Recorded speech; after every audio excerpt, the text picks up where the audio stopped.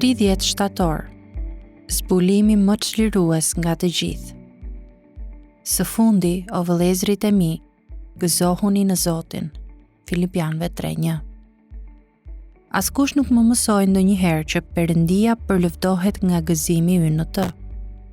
Ai gëzim është pikërisht ai që e bën lavdërimin ton të jetë nder për Perëndin dhe jo hipokrizi.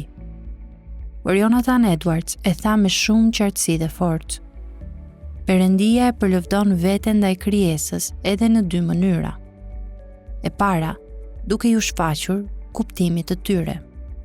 E dyta, duke u komunikuar veten e tij zemrave të tyre dhe në faktin që ata gëzojnë, kënaqen dhe i shijojnë manifestimet që ai bën vetes. Perëndia përlëvdohet jo vetëm kur lavdia e tij bëhet e dukshme, por edhe kur njerëzit ngazëllojnë në të. Kur ata që shohin lavdinë e tij gjejnë kënaqësi në atë lavdi, Perëndia përlëvdohet më tepër se në rastin kur ata thjesht e shohin atë. Ai që dëshmon se e pranon idenë e lavdisë së Perëndisë, nuk e përlëvdon atë aq shumë sa ai që dëshmon edhe miratimin e asaj lavdie edhe kënaqësinë e tij në atë lavdi. Ky ishte një zbulim i jashtëzakonshëm për mua. Unë duhet të kërkoj gëzimin tim në Perëndin nëse do ta përlëvdoj atë si realitetin e vlefshëm në gjithësi, që i tejkalon gjithë të tjerët.